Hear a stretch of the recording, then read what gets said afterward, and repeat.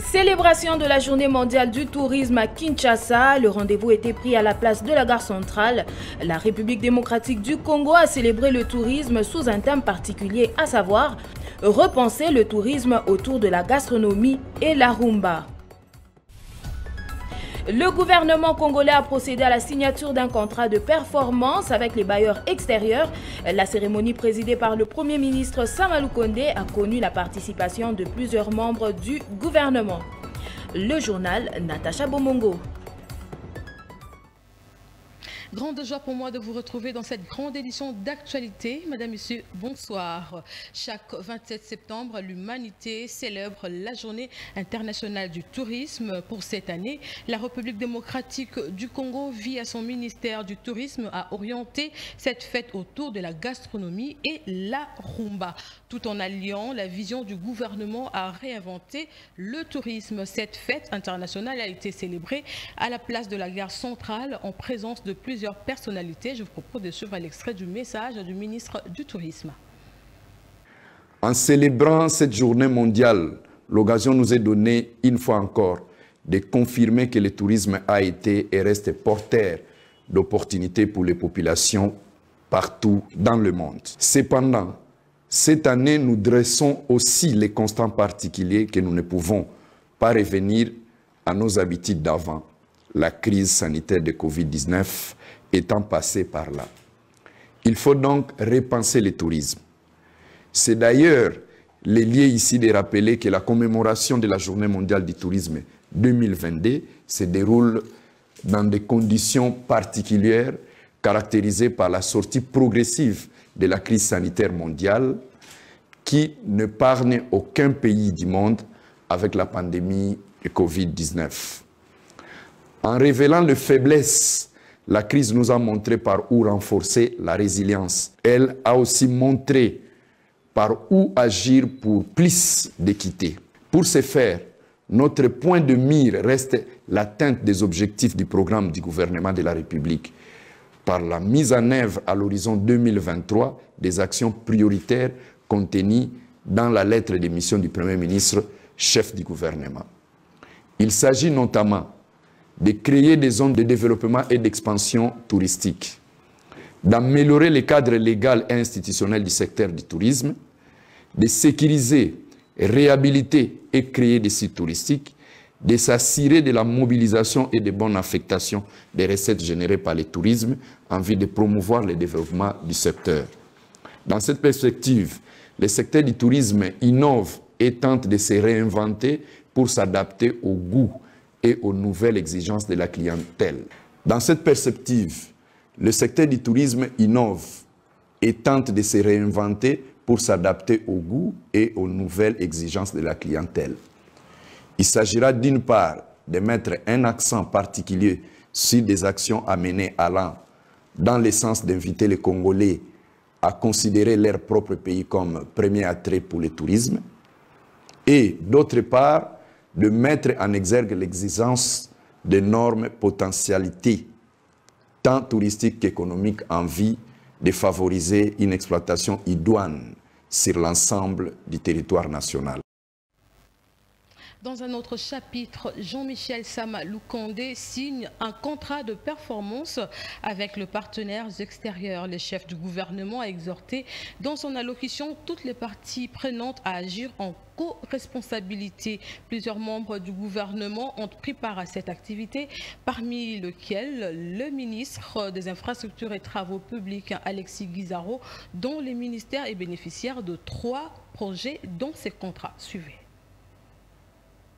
J'invite les différentes parties prenantes impliquées dans ce processus à agir en co-responsabilité, car la responsabilité demeure partagée et appelle à une action concertée en faveur du bien-être de nos populations pour ainsi construire ce Congo plus beau qu'avant, tel que nous l'avons chanté dans notre hymne national tout à l'heure. Et c'est sur cette note d'espoir que je déclare ouverte la cérémonie de signature des contrats de performance des projets et programmes financés par la Banque mondiale, le SIDA et la BADEA. Cet appel du Premier ministre Jean-Michel Sama Lukonde marque un pas de plus dans les efforts du gouvernement congolais dans ses réformes cruciales en matière de ressources extérieures.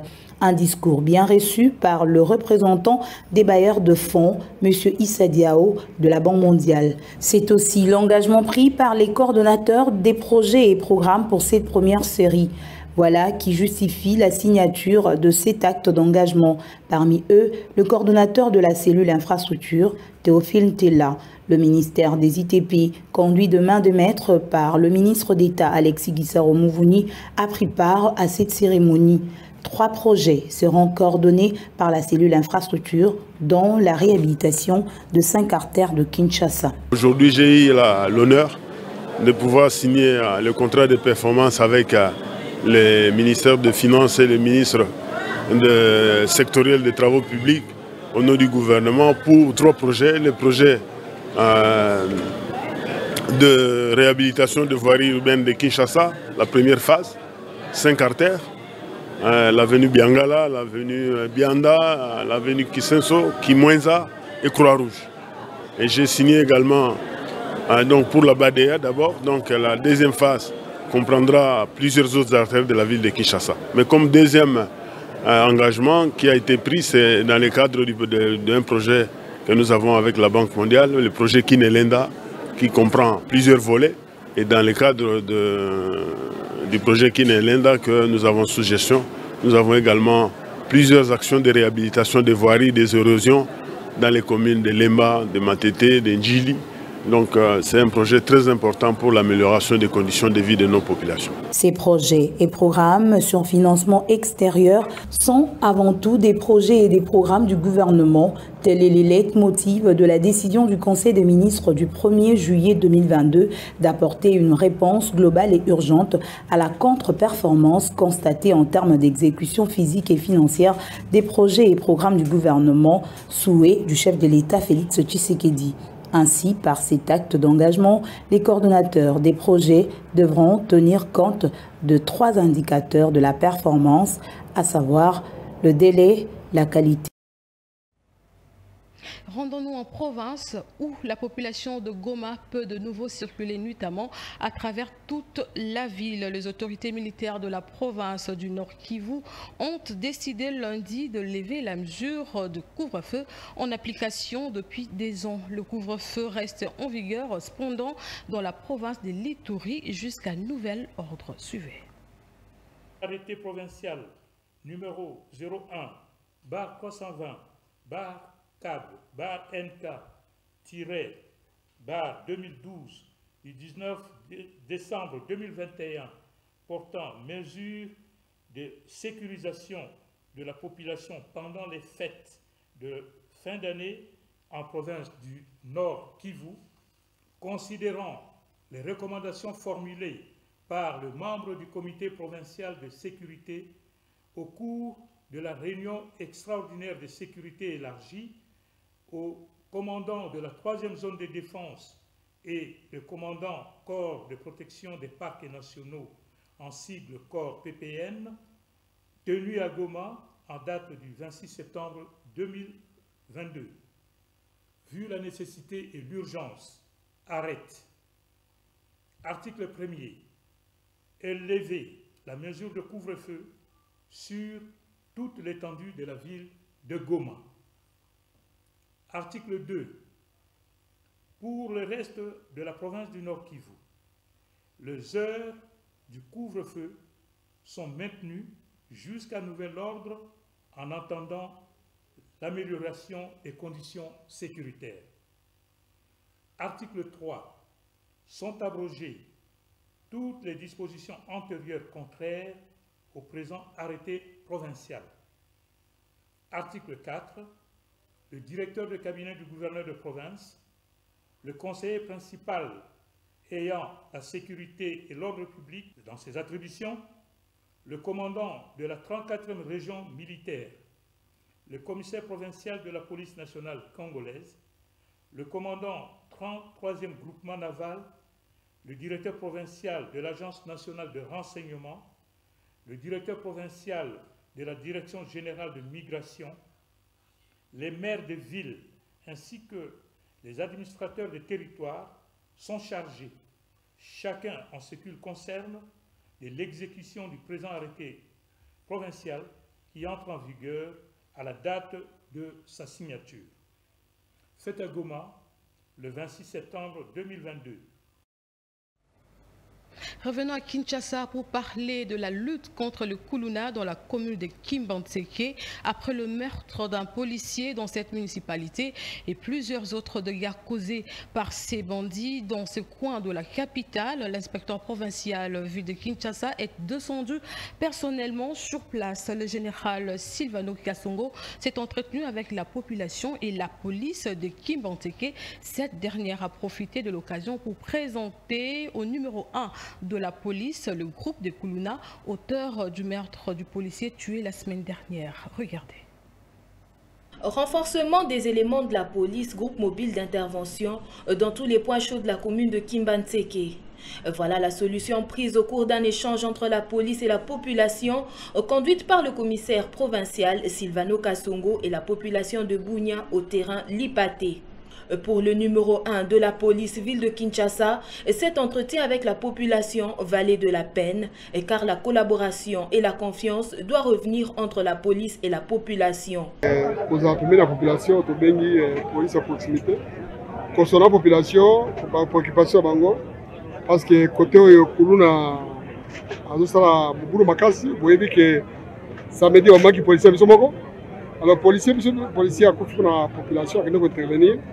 Mais les camas est comme il est. Donc quand ils vont présenter ce qu'on va coller la flagrance dans le parquet, au tribunal, on a qui procure Zakia. On est surtout à l'État, donc on s'est vengé, toujours à disposition à casse, de façon que la population est à la liberté à côté Mola, de façon que on a très parti, on a quartier de Diamanzila, on a Waiwai ou bien na Isasi, pour l'instant tu vas point chaud, il y a Gémi. De façon que la population a vaqué librement dans l'occupation. Et quelques notables du coin ont suggéré ceci. Et là, il y a une chose, na miso ya procureur, loko azaliwana, na yo commandant ville, yo no patron. Na ko senga na gouvernement. To tele melio loko bazo ben opération du code. Mo condamnement ka fati béton. Azan a besoin de maquillage. Et puis, le général Kasongo a besoin de maquillage. Car si le gouvernement a fait ça matériel, après ça matériel, c'est possible dans la police. Le Colanda qui s'est mis tout cas. Même ma moto, Mindou qui va dans la moto. Le Lengeni va rentrer la Moussala. À cette occasion, la police a pu présenter à la population et devant le procureur du parquet de Kinshasa Njili le groupe de Kuluna, auteur du meurtre du policier assassiné, dont les images ont fait la une des réseaux sociaux. Vous avez là sans doute reconnu la voix de Stéphanie Pagna dans un reportage signé Serge Kimbila. En justice, agression de la République démocratique du Congo par le Rwanda. La dynamique progressiste révolutionnaire porte plainte contre Paul Kagame à la CPI. Le mouvement cher à Constant Mutamba accuse Paul Kagame de crimes contre de guerre, crimes contre l'humanité et crimes d'agression. Reportage. La dynamique progressiste révolutionnaire a, par le biais de son président Constant Mutamba, animé une conférence de presse ce lundi 26 septembre. Il était question dans cet exercice devant le Chevalier de la Plume d'informer l'opinion sur la plainte émise contre Paul Kagame à la Cour pénale internationale pour des crimes contre l'humanité, crimes de guerre et d'agression commises à l'est de la République démocratique du Congo. Constant Mutamba a indiqué par ailleurs qu'une unité nationale doit s'installer quant à la question de l'insécurité à l'est. L'incursion, l'occupation illégale, barbare, illégitime des troupes rwandaises au niveau de Bunagana est une question qui devait interpeller chacun de nos compatriotes, où qu'il se trouve, de quel bord politique qu'il soit. Ce n'est donc pas une question qui concerne simplement le gouvernement de la République ou encore la plateforme politique au pouvoir, à savoir l'Union sacrée. Et en tant que républicains, puisque nous n'avons qu'un seul héritage commun, nous avons considéré que nous devrions, au-delà de jouer au pleurnichard, de jouer au pyromane, apporter notre modeste contribution dans la recherche de la stabilisation de la partie orientale de notre pays. Notons que la dynamique progressiste révolutionnaire est une plateforme de l'opposition républicaine qui vise à promouvoir les intérêts nationaux, raison qui justifie cet acte d'une bravoure héroïque. Élection 2023, l'ANADEC se prépare déjà pour le prochain scrutin. Après sa participation le week-end dernier au cadre de concertation convoquée par la CENI, la présidente de ce parti politique a procédé lundi à la restitution de cette rencontre à sa base de Lukunga. Suzy Badjoka a recommandé la population à un enrôlement massif de la population afin d'accompagner la commission électorale indépendante. Suivez. Après avoir pris part à cette journée d'échange entre la centrale électorale et les partis et plateformes politiques et électorales, l'heure est à la restitution. Nous sommes au centre Bobokoli, dans le district de la Lukunga. Suzy Badjoko porte ici plusieurs casquettes. La présidente nationale de l'ANADEC vient pour sensibiliser sur le processus d'enrôlement que lancera très bientôt la CENI et sur le processus électoral. Pour avoir représenté son parti ANADEC et la dynamique progressiste lors de ses assises, elle réaffirme la position prise par cette plateforme de l'opposition républicaine qui repose sur l'accompagnement du processus électoral en cours. Na CENI place na kendaki bayebisaki nga balobi bangi babanda enrôlement. Dans les laté lobby que bayibaki biso bavoie soki bino base nanga bo comprendre que il faut bokende komi enrôler. L'ANADEC est la dynamique progressiste qui milite pour l'organisation des élections libres, transparentes, apaisées et surtout crédibles dans le délai prescrit par la Constitution, a, dans son allocution appelée sa base et les différents cadres de son parti présents, à accompagner la CENI. Il faut sensibiliser la base pour que la base comprenne que c'est l'enrôlement qui donne plus de voix. On n'aimerait pas se plaindre en 2023, on se met déjà au travail, on aura plus de voix à l'ANADEC. En outre, Suzy Badjoko a sensibilisé sa base sur la nécessité à pouvoir s'enrôler pour une nouvelle alternative de la classe politique en 2023, mais aussi sur la représentativité de la femme lors des élections prochaines. Autre actualité, le franc congolais connaît une dépréciation de 0,05% sur le marché interbancaire selon la Banque centrale du Congo. Une légère inflation qui a quand même des répercussions à tous les niveaux selon Aimé Chibangu, expert en économie, qui répond ici aux questions de Trinidad Acha. D'abord, il faut signaler que quand il y a dépréciation monétaire, ce qui signifie que la demande excède l'offre des monnaies et c'est ce qui justifie cette dépréciation monétaire. Comme retombée, cela diminue les pouvoirs d'achat des citoyens et bon, jusque-là on ne peut pas parler de l'érosion du pouvoir d'achat, mais néanmoins on peut dire que il y a une diminution du pouvoir d'achat. Donc le revenu que les citoyens détiennent, ils auront du mal à acquérir les biens comme il se doit à cause de la dépréciation monétaire. Alors cette dépréciation aussi entraîne, parce que par cette dépréciation, il y a risque qu'on observe sur les marchés la hausse des prix. La hausse des prix. Et quand vous faites une étude, une analyse comparative avec le pouvoir d'achat, c'est là où vous allez comprendre que ce pouvoir d'achat a diminué. Donc si, par exemple, avant vous aviez 100 000 francs congolais, vous voulez acheter des biens qui équivalent ces montants-là, vous allez les avoir. Mais quand il y a inflation, au lieu quand vous dépensez 100 000, vous n'aurez pas les biens qui correspondent à cette valeur, à cette somme.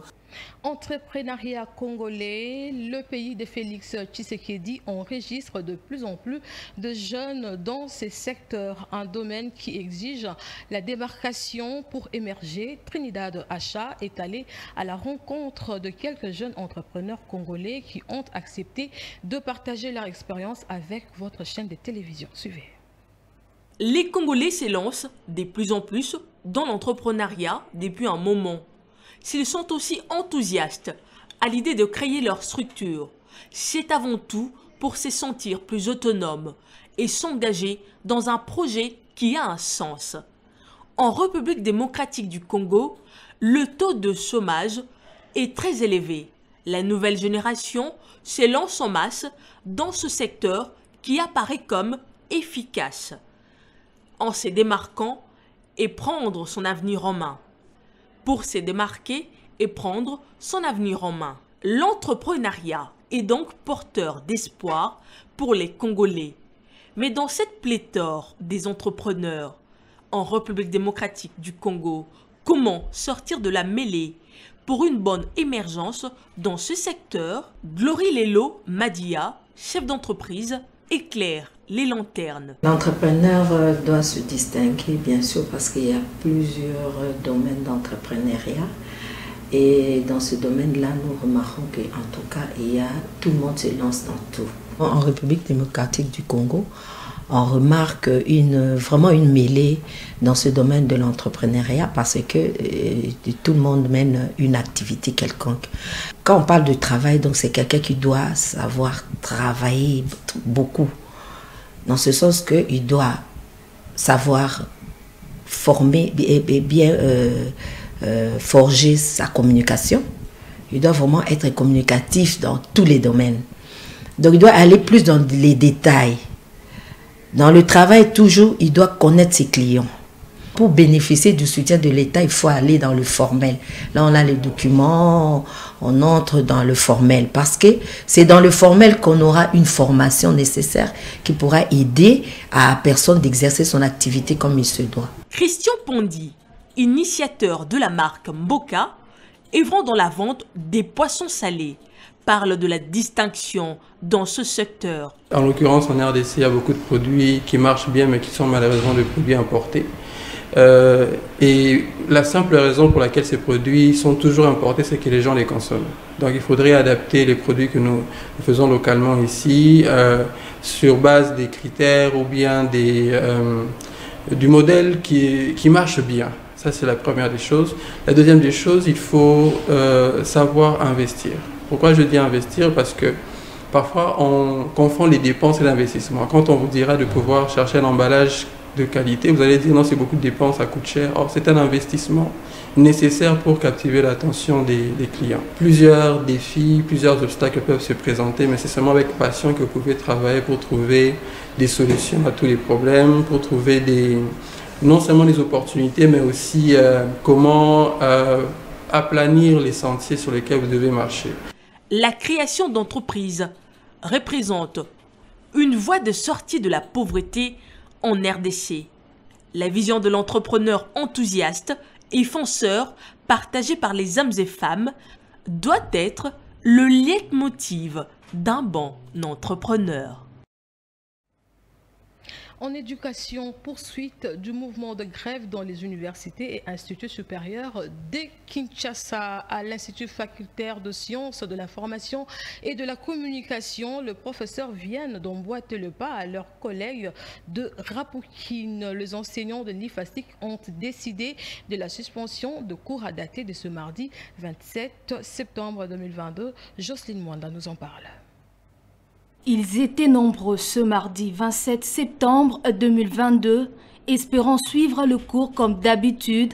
Ces étudiants ont été malheureusement surpris qu'aucun professeur n'a accédé aux auditoires. Nous sommes ici à l'Institut facultaire des sciences de l'information et de la communication, où s'observe un mouvement de grève des professeurs depuis ce mardi matin. Inquiets de la situation, les étudiants de cet établissement ne peuvent que demander le respect des accords de Bibois signés entre le gouvernement et professeurs universitaires qui ne cessent de revendiquer leurs droits par des mouvements de grève. Tous les professeurs ont respecté les mots d'ordre de leur syndicat et nous avons constaté dans nos promotions, dans nos salles de cours, aucun professeur ni assistant n'est venu pour nous dispenser les matières. Les causes de la situation de ces mouvements de grève est due à la non prise en charge des revendications du banc syndical des professeurs des universités du Congo par le gouvernement, mais aussi le manque de paiement et les retards des primes des professeurs. C'est ça la cause de ce mouvement de grève. Nous demandons au gouvernement de la République de prendre en charge et de répondre à toutes les revendications des professeurs, mais aussi du banc des syndicats de professeurs. En fait, que les professeurs reviennent au cours et puissent nous dispenser parce que nous sommes dans une période là et nous nous approchons de la fin de la session et nous devons préparer les examens. Et si ces mouvements persistent, ça va causer d'énormes difficultés pour nous étudiants. On était surpris hier d'avoir un message dans le groupe et que la grève a eu à débuter hier après une réunion qu'il y a eu entre professeurs et assistants. Et du coup, on est surpris. Jusque-là, nous ne connaissons pas réellement le motif de cette grève, alors qu'on a eu à fixer un prix pour le frais académique on était d'accord, qui correspond au taux du jour. Et là, on est surpris. On devait commencer le stage la semaine prochaine et là, on ne sait pas. Nous en sommes où? Et là, dans ce problème, c'est nous sommes pénalisés. Et à eux, chers professeurs, qui sont aussi de parents, qui essaient aussi de se mettre à notre place parce qu'on est pénalisés. L'année déjà, on est en retard. Dans certaines universités, telles que privées, ils ont déjà avancé. Dans une année, deux fois la grève, c'est beaucoup. C'est beaucoup. On ne sait pas qu'est-ce qu'on va faire maintenant. On ne sait pas. Et si possible que les autorités trouvent une solution favorable pour nous parce que ça ne va pas. Le réseau des associations des professeurs, universités et instituts supérieurs du Congo conditionne la reprise des activités qu'après une mise en application des accords signés de Vibwa Ntseli. Vous le savez, le monde a célébré le 26 septembre la journée mondiale de la contraception à Kinshasa. Les avis restent partagés entre le recours ou non aux produits contraceptifs. Jemima Wanja est allée à la rencontre de maraîchères de Kinshasa dont chacune applique la méthode de sa préférence. Suivez. Le terme contraception reste au centre de polémiques en République démocratique du Congo. Les croyances, les us et coutumes seraient la cause de cette division. Cependant, plusieurs méthodes contraceptives sont aujourd'hui à la portée du couple congolais. Outre les méthodes naturelles, la personne adulte a le choix de faire recours, entre autres, aux implants et à l'utilisation des préservatifs. Tout dépend des convictions. Quelques mamans maraîchères affirment que les méthodes naturelles de contraception sont les meilleures afin d'éviter les conséquences néfastes. Je suis contre les pilules et les injections. Je conseillerais aux femmes de veiller sur leur période ovulatoire afin d'une bonne planification familiale. D'autres, par contre, affirment que les méthodes naturelles ne tiennent pas pour toutes les femmes, d'où la nécessité de recourir à d'autres méthodes contraceptives. Faire recours aux injections serait une meilleure option, car les méthodes naturelles sont souvent trompeuses. Cette journée permet aux adultes de prendre des décisions éclairées afin que chaque grossesse dans le monde soit désirée et planifiée. Voilà ce qui met terme à ce journal. Merci de votre fidélité. Le prochain rendez-vous d'actualité, c'est demain à la même heure sur la même chaîne. Au revoir.